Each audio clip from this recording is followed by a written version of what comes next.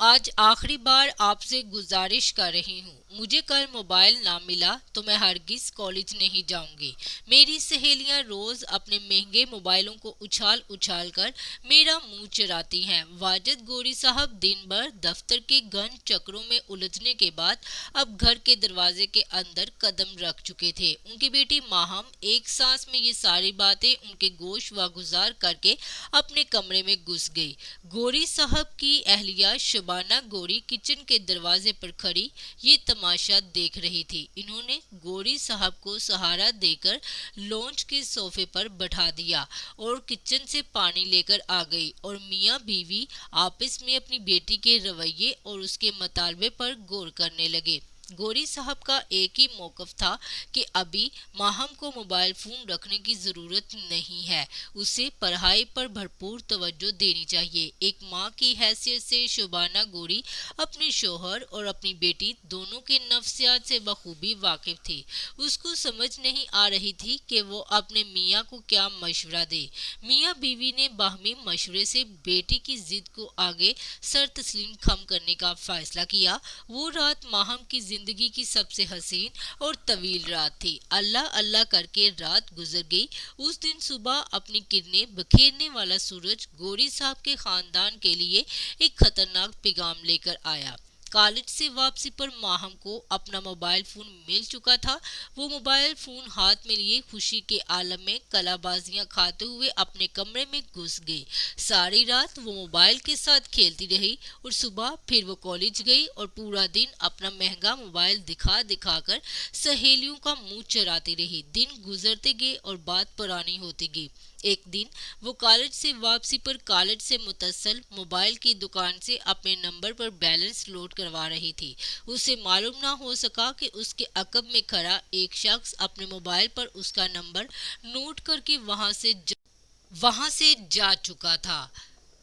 اس رات وہ معمول سے پہلے کمرے میں جا چکی تھی۔ ماں باپ نے سمجھا کہ شاید امتحان کی تیاری چل رہی ہے، مگر انہیں کیا معلوم تھا کہ زندگی کا ایک ایسا امتحان سر پر آنے والا ہے جس کا نتیجہ ذلت اور رسوائی کے سوا کچھ نہیں ہے۔ اپنی کسی سہیلی کے ساتھ گفتگو میں مگن تھی۔ باتیں کر کے وہ تھک گئی اور سونے کا ارادہ کیا اور کرسی سے اٹھنے والی تھی کہ اچانک موبائل کی گھنٹی بجنے لگی۔ موبائل اسکرین پر ایک اجنبی نمبر بلنک کر رہا تھا۔ وہ کچھ دیر تک سوچتی رہی کہ یہ کس کا نمبر ہے۔ کافی سوچ و بچار کے بعد اس کے ذہن نے یہ فیصلہ کیا کہ شاید کسی سہیلی کا فون ہے۔ مس کالوں کی تعداد 4 تک پہنچ چکی تھی۔ 5ویں مرتبہ جب موبائل بجنے لگا تو اس نے کال ریسیو کر کے موبائل کو کان سے لگا لیا۔ ہیلو، کون؟ میں کاشف۔ کون کاشف؟ کس کو فون کیا ہے آپ نے؟ تھوڑی دیر کے بعد کاشف بات کر رہا ہوں۔ کیوں فون کیا ہے اور کس سے بات کرنی ہے؟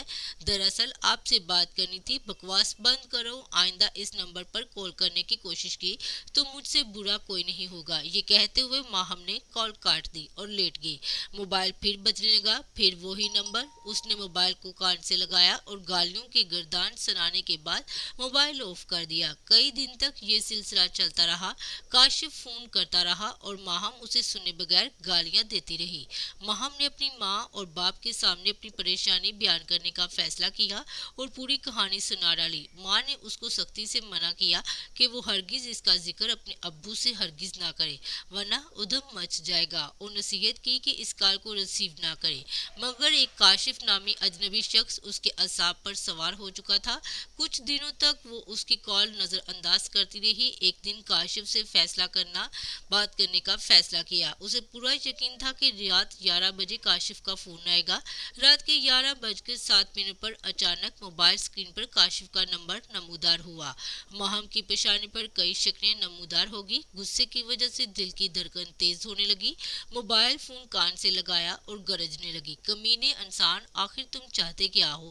تھوڑی دیر کے بعد آگے سے جواب آیا، ایک مرتبہ میری بات سنو، اس کے بعد آپ کی आपकी مرضی, اگر آپ نے کہا تو اس کے بعد میں کبھی فون نہیں کروں گا۔ شیطان کی محنت رنگ لانے لگی تھی۔ ایک گھٹنے کے اندر کاشف نے ماہم کی طرف میں زمین اور آسمان کی کلابیں ملا کر اس کو شیشے میں اتار دیا تھا۔ اب جب کاشف کال کاٹنے لگا تو اس نے پوچھا پھر کب کال کرو گے؟ اس کے بعد ملاقاتوں کا ایک نہ ختم ہونے والا سلسلہ شروع ہوا۔ وہ کالج سے گھر کے نام پر نکل جاتی، مگر پھر کاشف کے ساتھ کبھی مزار قائد تو کبھی کرفٹن کی سیر پر چلی جاتی۔ وقت گزرتا گیا، گوری صاحب دفتر اور سماجی کاموں میں مصروف رہے۔ شبانہ گوری صاحبہ گھریلو کاموں کاجوں میں مگر نہیں۔ اسی سنا میں کالج کے سالانہ امتحانات قریب آ گئے۔ ماہم رات بھر جاگتی رہتی۔ ماں باپ کا خیال تھا کہ وہ رات بھر امتحان کی تیاری میں مصروف رہتی ہے، مگر وہ رات بھر کاشف سے فون پر باتیں کرتی اور صبح گنگودی کے عالم میں کالج چلی جاتی۔ پھر ایک رات فون پر بات کرتے ہوئے اچانک کاشف نے کہا آج رات کہیں آئس کریم کھانے کیوں نہ چلے؟ ماہم نے انکار کر دیا۔ کاشف زور کرتا رہا، وہ انکار کرتی رہی۔ بات تلخی تک پہنچ گئی۔ کاشف نے دھمکی دی کہ اگر آج نہ آئی تو وہ اس کے ساتھ تعلق ہمیشہ کے لیے ختم کر دے گا۔ کئی مہینوں کی ملاقاتوں کی وجہ سے وہ اس کی محبت میں پاگل ہو چکی تھی۔ بالآخر اس نے ہار مانتے ہوئے جانے کی حامی بھر لی اور ماں باپ کی خواب غفلت میں پا کر گھر کے دروازے کی طرف چل پڑی۔ گھر کے دروازے سے پرے کاشف ایک خوبصورت کار میں اس کا انتظار کر رہا تھا۔ تھوڑی دیر بعد کار شہر کے ایک مرکزی سڑک پر فراٹے بھر رہی تھی۔ ابھی وہ پوچھنے ہی والی تھی کہ ہم کہاں جا رہے ہیں کہ اچانک کار ایک حویلی نما مکان میں داخل ہوئی۔ ماہم کو خوف کا ایک شدید جھٹکا لگا، مگر بہت دیر ہو چکی تھی۔ کاشف کے منصوبے کے مطابق اس کے 5 دوست پہلے سے مکان میں موجود تھے۔ یہ کار بھی انہی میں سے کسی کی تھی۔ 2 دن بعد شہر کے مختلف اخباروں میں یہ خبر گوری صاحب کی عزت سر بازار نیلام کرنے کے لیے کافی تھی۔ معروف سماجی کارکن واجد گوری کی اکلوتی بیٹی کو گزشتہ اجتماعی طور پر عصمت داری کے بعد بدجان سے ہاتھ دھو بیٹھی مسخ شدہ لاش سپر ہائی وے کے قریب جھاڑیوں سے برآمد ہوئی۔ یہ کہانی ان تمام لڑکیوں کے لیے ایک سبق ہے جو رات بھر لڑکوں سے فون پر بات کرتی رہتی ہیں، کالج کے نام پر اپنے عاشقوں سے ملاقات کرتی ہیں اور ماں باپ کو دھوکہ دیتی ہیں۔